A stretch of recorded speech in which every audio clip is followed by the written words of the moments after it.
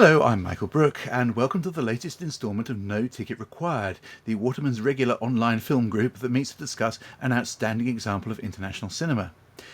Now, Clio Barnard's new film Ali and Ava has just opened to rave reviews, so this seemed like an excellent opportunity to look at one of her earlier films, and we've picked her first fiction feature, The Selfish Giant. I say first fiction feature because it was actually her second feature film proper. Her first, The Arbor, was quite simply one of the most astonishing debuts I've ever seen from a British filmmaker. It took a familiar subject, the life and work of a prominent writer and how the two intertwined, but it treated it in a strikingly original way, in that interviews with real people associated with the late Andrea Dunbar's short and troubled life were lip-synced by actors in stylised settings, thus extending what was already a dominant art versus life theme into an entirely new realm. If you've never seen it, I really urge you to track it down. It's available on quite a few streaming services.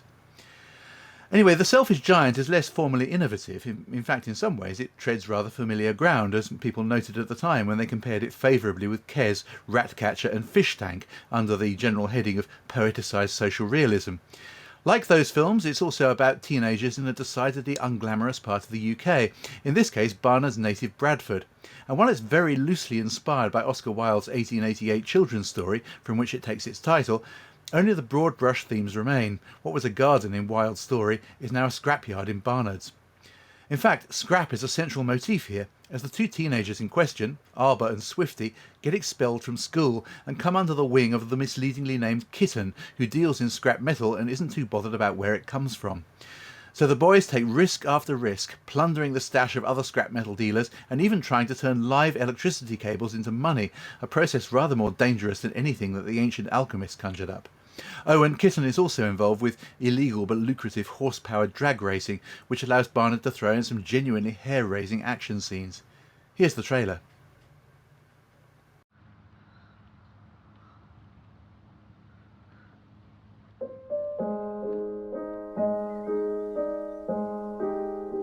Watch it.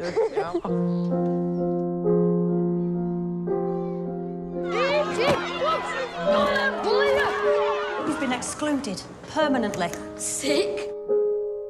He's coming out. He's at school. He's better off there than hanging round here with you. What are you doing, Saeed? He's going out and make some money, Con.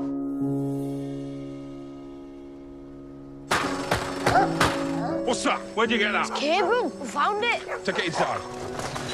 There you go. 110 quid there. Vandalism, trespass on the railway. There's some unscrupulous people out there getting kids to do their dirty work. Don't want you going down there no more. Reckon we could get that cable off at pylon? Probably about 500 quid. Don't even think about it, Arbor. It's too risky. Come on, man. I can't do it on my own.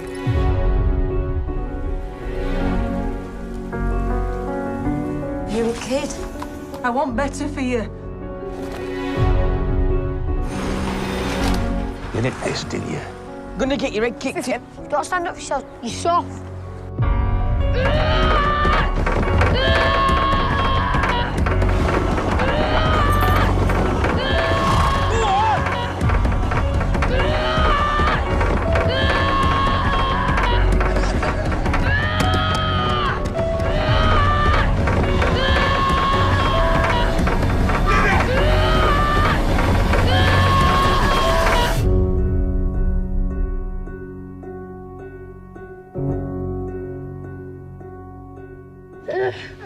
Arbor, it's me.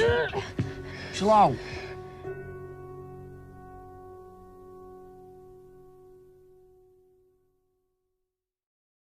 Clio Barnard grew up only a dozen or so miles from the film's locations, and so she brings an insider's eye to its landscape.